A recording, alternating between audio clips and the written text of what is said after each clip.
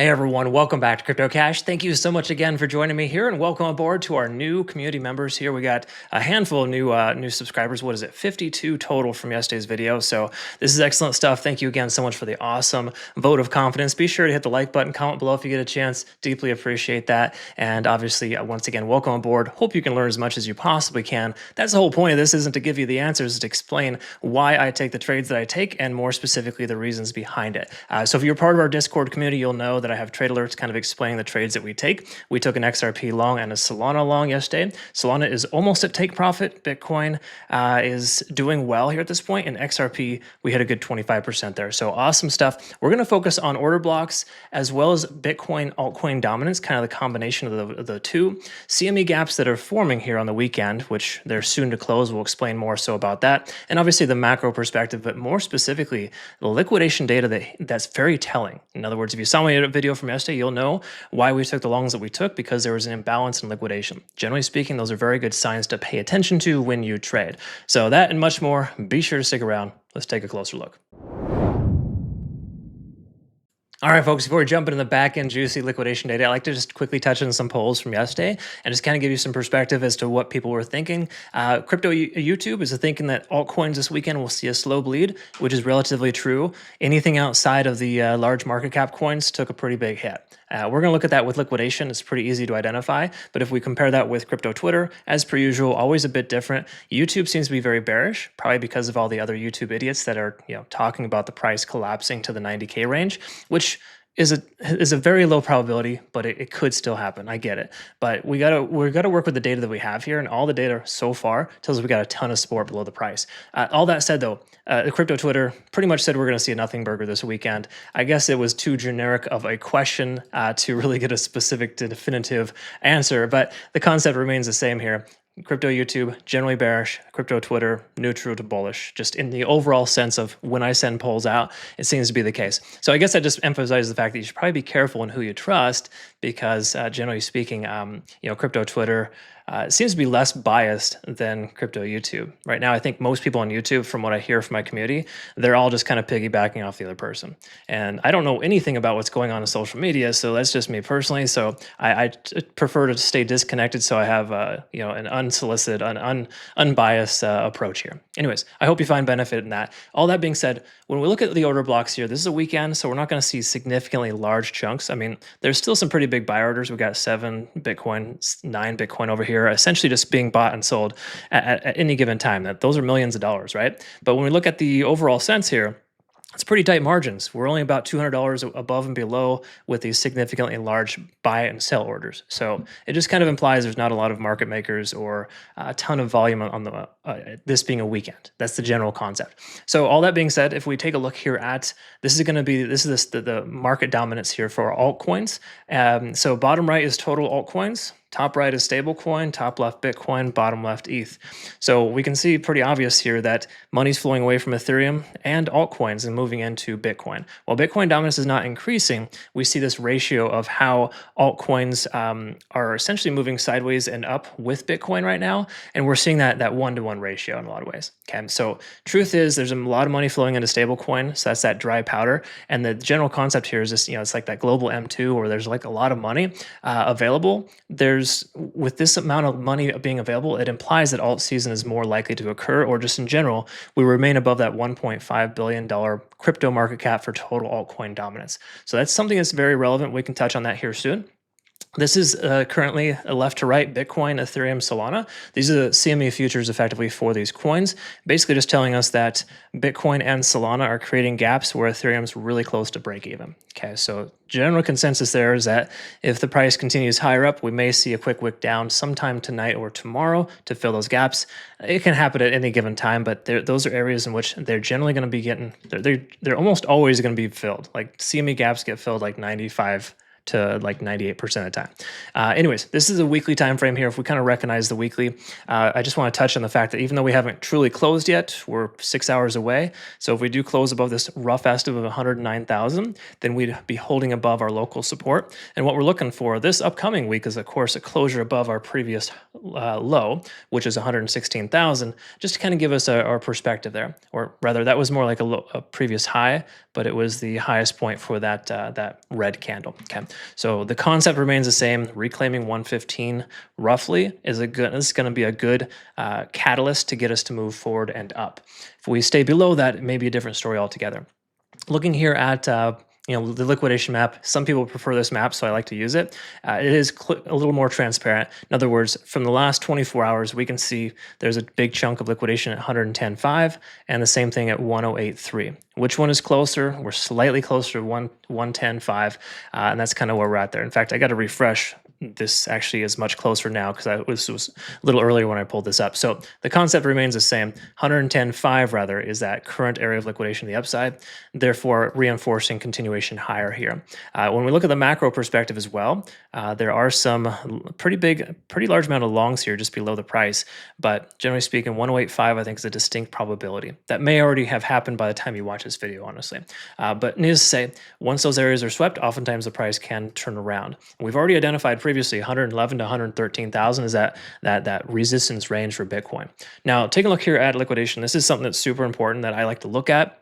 It's more like a theoretical type of scenario, but it's very relevant in a lot of ways, and it helps kind of give you an edge in trading. And what I mean by that is if we take a look at Ethereum here, for example, when we looked at it yesterday, it had a significant imbalance of longs versus shorts getting liquidated. And when you look at that ratio and you compare it with Bitcoin, you can identify how well the coin is doing versus Bitcoin. So in other words, we can see a slightly larger ratio of shorts versus longs on Ethereum. But if we look at Bitcoin, there is it's like a 5-6 to 1 almost ratio of shorts versus longs getting liquidated. So that implies that with Ethereum and Solana, these are lagging behind. They're more likely to break even and or run consistent or concurrent with Bitcoin. Okay, and that speaks to the altcoin dominance essentially tapering off there as well. So when we look at all these things here, we kind of recognize that, hey, we got this imbalance right now. We may not experience a significant breakout unless Bitcoin breaks free from its current range. So if we can get that 110.5 or 111 or higher, there's a distinct probability we're going to see further upside here for these altcoins. But between now and then, as long as altcoin season index, the index here essentially with the amount of market cap stays above 1.5 trillion, we're in really, really good shape here. Basically just implying there's a lot more altcoins doing better than Bitcoin. While we're starting to see more altcoins kind of start to suffer, the general consensus here is that when we remain above a specific level, that $1.5 trillion mark, we have more propensity for the price action to go higher, or just the fact of the matter is most altcoins are consolidating in a range ready to leg up here anytime soon. So those are very good signs there. But the key takeaway as well, I would like to kind of emphasize here is we're in a fearish market and altcoins are doing well. They're going sideways. What's going to happen when we start entering greed again? The price is going to shoot up pretty hard. So while I'm not a significant proponent for altcoin season, I do think the general consensus here is that we're going to see altcoins continue to flourish and do well in the near future, especially with us being in a fearish type of market right now for the moment. And the fact of the matter is most altcoins are starting to bottom out or stay in their range. So yeah, generally speaking, those are things I like to look for. Now let's go ahead and go to the backend data here for Bitcoin and just kind of recognize, actually, why don't we just go ahead and get a good refresh here and just make sure we double check the data here. So this first chart is generally just going to be, obviously fear and greed is down below. We're starting to see that taper off, but for the most part, we see a lot of liquidation still at the 114 to 118K range. So not a whole heck of a lot there, telling us that we have anything locally, but it tells us there's a significant disparity there where there's too many shorts in the market, and market makers recognize that. They have to pump the price and they have to sweep those late shorts. So all that said, we can see at this point, top traders, unfortunately, and this is par for the course on weekends, just because there's an imbalance of top traders, we can see there's more shorts than longs being opened, but the margin is low. So they don't feel confident in those trades. Therefore, the likelihood of short squeeze is higher. That's just my personal opinion, but after analyzing analyzing this day in and day out, week in, week out. It's one of those things where you start to notice trends here as the top traders on the weekends start to lower their margin. It shows weakness in that direction. So that's kind of where we're at. We're also still in a descending trend, so please don't misinterpret the fact that I'm moderately bullish in the short term for Bitcoin. Generally speaking, I'm always going to be in a state of transition with my analysis. That's kind of how it works.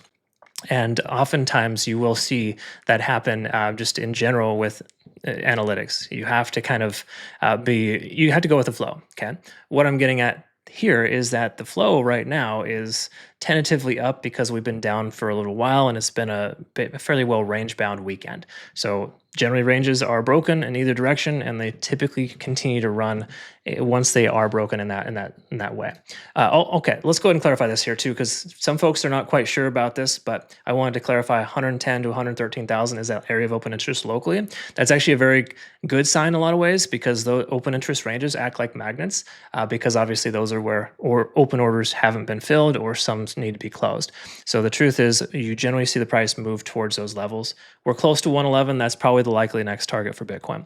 Liquidation short delta is still at about 8 billion in the red. So my speculation is we're going to see a pretty significant short squeeze here to sweep those late shorts on the weekend and to essentially potentially reverse itself after that. But if we look on the left-hand side here, this is the last 30 days, but I want to kind of zoom into the last 3 days, because this is what's most relevant on weekends is local liquidation, because market makers are super good at sweeping those levels. And what do you know, you got a ton of shorts here with somewhere in the range of 5 billion, maybe 10 billion as a rough estimate for short liquidations that will occur if 111,000 is hit.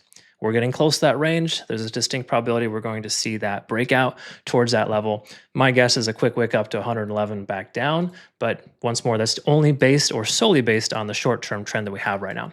And we look at the short-term trend once more, just to kind of clarify, in case you missed any of my previous analysis, you'll note that we have lower highs here still being established. So we want to presume that this $111,000 mark is going to work as a resistance because that's how trends work, right? You treat the trend as if it's your friend until it isn't, right? But for right now, we know that the trend right now is down. That's the overall sense. So try not to be uber bullish, but also don't be stupidly bearish either, right? That's kind of the concept. Now we look at the daily time frame. We are still on a macro descending trend, but we're massively overextended. We've seen 9 days of bearish type of divergence. Commonly, when you see a bearish divergence that hits a 9, previous example here was September 1st, the price inevitably recovered back to the 118K range, right? So roughly took 2 weeks to get back to that local high, but for the most part, that's how it's supposed to work. So hypothetically, we should see another continuation pattern higher. We just need to pay attention to this trend being broken, which will require us to break above that local range of 111 to 113. That's kind of all in that area. So we got some confluence here with resistance at 111 to 113. Okay, so that's the concept there on the daily. There's not much else kind of letting us know that we're like, oh, we got a hidden bullish divergence. Most people like to kind of talk about that, or from what I understand, there's kind of some memes out there about people just overemphasizing these ridiculous little things, right? You don't try when you're analyzing coins. You don't sit there and try to justify to yourself why you should take a trade. You try to justify why you don't take the trade, and if there's too many reasons why you shouldn't, then that's when you take one. Okay, so try the opposite approach there, because most people seem to try to convince themselves, and you should never do that. So all that being said, we do have a slight convergence on the stochastic. That's a double swing to the upside. Usually the second swing carries more weight than the first, but these are pretty close together, so I'm not super trusting. However, money flow index bounced off that 20 range, generally implying overextension. So when you got overextension plus liquidation above the price, shift in momentum, weekend behavior, macro perspective, things are looking pretty good for a short-term continuation higher. Once more, short-term, 111, 113. 4-hour time frame, when we look at this here, we have broken above the 20-day SMA, letting us know our very, very short-term trend is tentatively broken. We have also, if you zoom in a bit further here, and this is what I like to, when I like to take trades here recently. If you haven't noticed too, by the way, if you're part of my community, I've been taking a handful more of, some trades that are a little bit more specific to scalping trades. In fact, it looks like we just got an alert here too as well. Looks like, there it is. Solana just hit 21% there from our trade we took yesterday. Once more, you saw my video, you know why we took that trade. But what I'm getting at here is this local high here, this local range on the 4-hour time frame. We saw 1, 2, 3, 4, 5, 6, 7, 8, 9, 10 attempts to break 109,800. Now that is officially broken, the likelihood of the price coming back down to retest that level and go back up is quite higher. We also have our macro perspective, our macro support at 109.5 based on daily candlestick closure. So this is a good range. We got a nice strong point of control at 109.5. The likelihood of further upside is greater because of this. All right, now this is a short-term trend, but the short-term trend is technically your friend, leading into a couple of macro divergences or macro short-term, continuation to that potential rejection zone. All that being said, the whole point of this is just that Bitcoin is tentatively bullish. It's a weekend though, not to be super trusted. If you look at this volume, the volume is pretty darn low. Okay, so once more, quick little pumps and dumps. Just make sure that you're careful in how you take your trades. So those are my thoughts on Bitcoin for the moment. Obviously, this can and will change by tomorrow or the day after, but we're going to continue to evaluate and make sure we make good, informed decisions. So let's be sure to take a look at the next series of altcoins. Let's take a look. All right, folks, let's take a quick look here at Ethereum. And just before we do, I want to give you a heads up. If you're considering registering for Crypto Cash Premium, consider waiting until the first of the month. We have an October promotion going on. I'll be providing my trade results here for our last quarter, which is actually pretty sizable. It's a very good month. But the concept here remains the same, that there's going to be 50 slots available. Sale starts October 1st, and essentially you have the opportunity to be able to gain some access there with some nice discounts. That is a crypto payment option outside of the website, just because my website doesn't allow for anything outside of monthly subscriptions. So just a heads up on that. If you're considering renewing or moving forward, there is actually a lifetime access option there too as well. I've been asked a lot about that, so I want to make sure to bring that to your attention. Okay, so Ethereum, the starting point here for ETH is as follows. In other words, we've looked at open interest for weeks now. It remains the same. Nothing's different. 4,300 is that next key level. Okay, so I'm not proposing we're just going to see 4,300 tomorrow, but if Bitcoin pumps, breaks this descending trend line, we see a nice bullish back test of 113 or 111, then there's a distinct chance we're going to see Ethereum follow suit. The main reason why is because Ethereum has essentially bottomed out in a lot of ways. It's done much better than most altcoins in the last 24 to 48 hours, and 4,300 to 4,400 is that next area of resistance. So I think we're probably going to see that next area, that range retested. Liquidation short delta is still high, so you got to recognize there's still more people taking shorts than longs. This will remain the same at least while we're on the weekend. And if we do take a look at the weekend, just say the price action for the last 3 days, last weekend's trading data, we can see here from a liquidation standpoint, there's a pretty big chunk at about 4070 and 4100. So those are two areas to consider taking along to or securing profits at that range. I don't think we're going to see 4300 right away, but I think inevitably that is the next area to retest for Ethereum. Now let's take a quick look at the daily time frame and just quickly understand kind of where we're at. Once more, macro perspective, we got our key level support at 4,000. Secondary to that, roughly 3,800 based on the 4-hour candlestick closures locally. So we're in a support range right now, and averaging into either 3,800 to 4,000 seems like an appropriate consideration. However, we're massively overextended and we still haven't broken our descending trend line. We won't for a while. So I would just be cautiously optimistic here for Ethereum. We're consolidating nicely as well with our point of control there. More specifically, sorry, I misspoke, our 0.618, 0.65 golden pocket. Okay, and that's an area of confluence. Once more, it's not just a magical Elliott wave theory. It is a specific area on the charts that has more confirming factors letting us know we have support here. Macro, we've got like a psychological support at 4,000. We got our golden pocket there. We've got our previous highs retested as new lows. This is a primo scenario for a consideration on a long position. As far as, once again, a realistic take profit target between now and 4,300, right? You're not going to the metaphorical moon, not just yet. Speaking of 4,300, we have our point of control there as well. The most amount of volume is at 4,300, so we're going to see exit liquidity if the price comes up there, emphasizing the fact that that will be our initial rejection zone, and it could also speak to a potential descending trend at that point, right? We could very well be seeing something like this here, oops, fake out, and then pull right back. So try not to be ridiculously bullish because this coin is not there yet. We are seeing a nice stochastic swing. Money flow index bounce off 30, RSI is tapering off, starting to slow down and not come down any further. So Overall, we have some good early signs of potential reversal. 4-hour time frame also reflects solid support in this range with a break above our 20-day SMA, as we saw in Bitcoin as well. Money flow index is high. This is a good sign, even though it's a weekend, and we're seeing that it's hard to trust weekend money flow just because it's so low, right? But the concept remains the same. We're seeing the money flow index above the RSI, generally implying we've got sustainability in price and the likelihood of the price going higher because people feel like it's a good value, right? So that whole concept there. But overall, ETH, I do think we're going to see a bit further of an upside.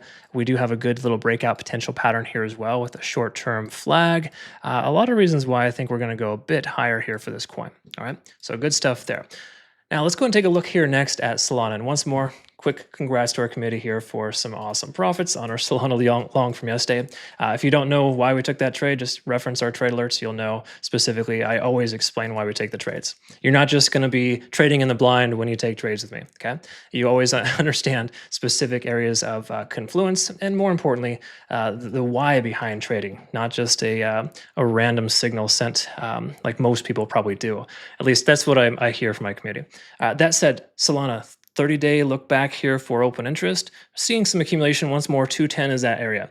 It's not a significantly large area of open interest, but we've seen confluence at 210. That's why I have 2 profit targets before the 210 level for Solana, mainly because we got to ensure we take profit before we hit that resistance range. I'll show you why 210 is that number, but for the most part, we can see here liquidation short delta is still high, right? So inherently, it's more risky to take a long. That's just the way it is. All that being said, though, we look at our macro here. You can see 206 to 210, there's that chunk of liquidation above the price. So that's an area of confluence in a sense, because that is an area that we want to recognize is going to get swept here. Now, if we look in the last 3 hours, sorry, the last 3 days, this is the lower time frame. We can recognize as well that there's a chunk of liquidation still remaining at 210. So anybody shorting Solana this weekend is going to have a bad day soon. That's the concept. It may be off. I may be wrong, but if you see this is a perfect type of breakout pattern. It's a tentative cup and handle, or you could say it's even a bull flag. The funny thing about cup and handles is they're actually bull flag patterns built within a retest of a local high. So that's kind of what we're seeing there. Nice, good structural shift. So overall, I like what I see here for Solana, but we don't want to be just taking trades based on, trading patterns. That's never a time to trade. But good news is from a macro time frame here, the daily time frame, we've broken our short-term descending trend line, and the overall sense is we're still fairly well bullish in the macro. We can see our money flow index didn't pull back quite as hard as most other coins. Stochastic is swinging up. Therefore, we're re-emphasizing support in this $190 to $200 range, and MACD is slowly plateauing with its continuation to the sideways, That sounds stupid. With this oscillator essentially going sideways, generally when you see that, it's a bullish sign, letting us know that a trend reversal is taking place. In other words, it's basically bottoming out at its key level. We're seeing a ton of volume in the 190s to 200 range, so therefore we're emphasizing support in that area, and our point of control is at 196. All that said, money flow index is high, even though it's still kind of a false positive on a weekend. Be careful using money flow index or market cipher. People seem to misinterpret those buy signals. I don't use market cipher because I like to independently use my indicators, but it's kind of it's going to give you some false positives on weekends because volume is very much misinterpreted because this MFI reads back the last 14 candles, and right now the last 14 candles are still good. We got good volume there, but the last 10 are pretty low. All right. So, anyways, just some food for thought there, but the concept remains the same. Back up at this 50 level for the RSI. So we may see a little bit of a plateau here, but likely break to the upside. I think we're still going to see that 210 mark, especially with us retesting our local high at 205. We're probably going to break here soon. All we need is Bitcoin to go sideways for a little bit, okay? Because these altcoins, they had too many liquidation events over the weekend. If you saw my video from yesterday, you'll know that. We looked at the macro structure for liquidation, and that's just kind of something you want to be mindful of. So I'm tentatively bullish on Solana here. And once more, to reiterate, when I say bullish, I'm not saying we're going to go to 1,000. People seem to misinterpret that. I'm tentatively bullish. In other words, we're going to see a short-term run to 210. We break 210, we're going to reevaluate, see what the next targets are. That's kind of where we're at. All right, that's my emphasis or understanding on Solana. What are your thoughts? Comment below. Quick heads up to my traders, make sure you take full advantage of this offer here from Bitunix. There's a significant deposit reward bonus as well as a $16,000 individual reward for just trading on the exchange. If If you use my link to register in the past, you're automatically eligible. If you use my link to register now, you're eligible for all future trading bonuses and competitions. Check out the links down below for more information.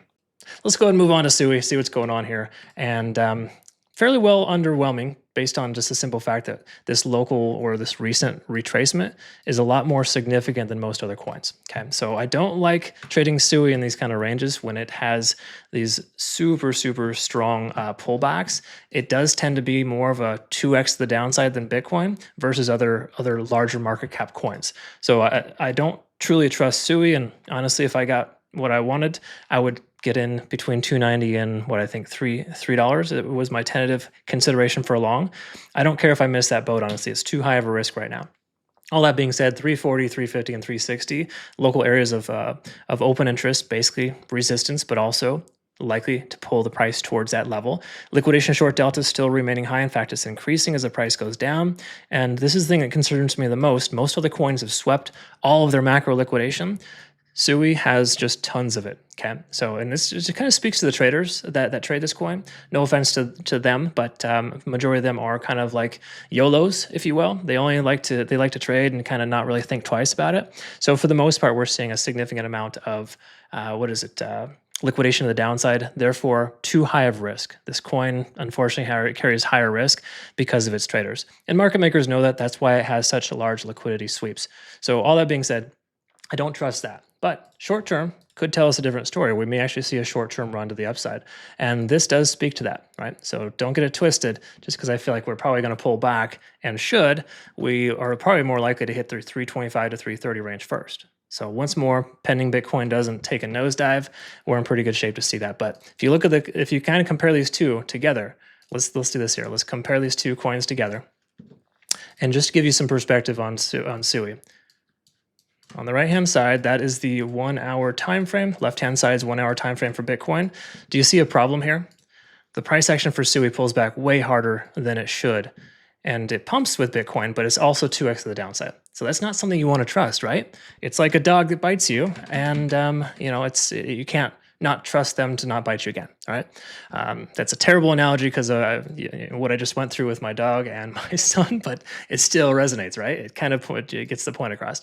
Just before we take a look at the next altcoin, I want to recommend you consider trading with Bitunix. If you use my link to register down below or have in the past, you'll always be eligible for future trading competitions, but this one is awesome. It's probably the best one I've seen yet, with a full-on $16,000 individual prize pool, as well as a collective prize pool as well for the top 30 traders. Be sure to check out the link down below for more information.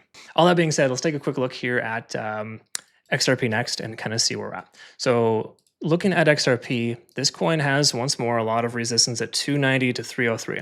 Now, the reason why we took our long position, well, obviously it was explained here in my trade alerts, but the main concept is that we have a lot of open interest above us, so we got to play this tight, right? It's a high-risk trade, low leverage position sizing, and you want to keep a tight trade when you're taking coins, trades with coins like this on weekends. But we had essentially a low time frame convergence, liquidation incentives above the price, and it's just one of those coins that has a tendency of retesting that range of $3 in both directions. So the whole concept and the reason why I wanted to bring that to your attention is just because open interest shows us 290 and 303 as that resistance. I wanted to reiterate that. Liquidation short delta is still quite high to the downside. And if we look here as well, we can see 260 is that low area of liquidation. So the macro perspective is like fully swept. So there's not a lot of opposition here locally. But if we look at the zoom in here, we kind of double check this. This is another reason why taking the trade seemed appropriate at the time. We've got a lot of liquidation upwards of 290. Okay. So if you see all that, once 290 is hit, the likelihood of further pullback is greater. Now, under the impression Bitcoin doesn't break its range of 113,000, I think XRP will probably reject at 290 and continue lower, or at least retest its descending trend. Because if you take a look here, this is the XRP chart on a smaller time frame, we can recognize we have established lower high trends, right? So if we break this level here of just say 285, we start kind of working our way up to 290, we want to treat it with caution, but we want to note too that is an area of likely confirmation that we're going to go a bit higher. Okay, so the whole point when we mentioned that is just to ensure that you are patient when you take trades, but also don't be a ridiculous idiot that wants to take this coin to $10 or something stupid. The likelihood of that is very, very low unless a fundamental catalyst occurs, right? So all that being said, XRP is still moderately bearish, but it's exuding good signs here in lower timeframes that it has more propensity to hit that 290 to 303 range. The overall sentiment too, if we look at the macro, is still bearish once more. We're still establishing lower highs and lower lows. And that's not something you want to really take a long into as far as once more a macro perspective. The only reason you take a long that would be held for an extended duration, a long, if you will, is closure above 303, because that's our resistance level. It's reiterated in multiple different ways, but that's our point of control, and we've seen the most amount of gravitational pull towards that level. So that's kind of where we're at. Outside of that whole theoretical back-end stuff, from the chart perspective, stochastic swinging up, money flow index is low. Not really signs that are super strong, but stochastic swinging up is a very positive sign, at least a secondary swing, which I usually like to take, because what that means is we've hit an overextended state, and we can see that reflected on the charts there with a 9 on TD sequential here locally, and the same thing as well with a significant order block here, basically that significant amount of purchasing power right there at 275. So somebody that isn't you and me took a whole heck of a lot of money and put it into XRP at 275, and now here we are, 282, Bob's your uncle. It explains itself, right? So that's just how market makers love to manipulate the price. This coin is highly manipulated, probably more so than the majority of the coins that we cover. And the main reason why is because there's just a significant amount of institutions and whale traders trading it. So just keep that in mind when you are watching all these other blabbering fools talking about how amazing this coin is going to be. There's potential, sure, but if everybody and their dog is talking about it, it tells me there's something else going on. People are trying to get rich off of your views, not necessarily what's really truly going to happen. We don't know what's going to happen fundamentally ever. So keep that in mind. But from a technical standpoint, we know the ranges that we're working with right now, and we're in pretty good shape to see 290 to 303. Whatever happens after that, who the heck knows, right? We'll know more when that happens. All right, thanks again. I hope that little rant made sense, and everything else is obviously looking good for you. So appreciate you. Make sure you take advantage of all the benefits and offers. Once more, if you didn't catch my initial update on next month, October, there's a solid chance that we're going to be, well, no, it's a guarantee, of course. We're going to be providing a pretty decent sale for the month of October for longer duration memberships. And this is mainly based on a lot of requests. And if you want, you can always access my trade results too. Our lifetime trade results are 82.6%, and last quarter was roughly 80%. So good stuff there. Either way, it's all there for you. I hope you have a good rest of your day. Deeply appreciate you. We'll see you in the next one. Take care of yourself out there.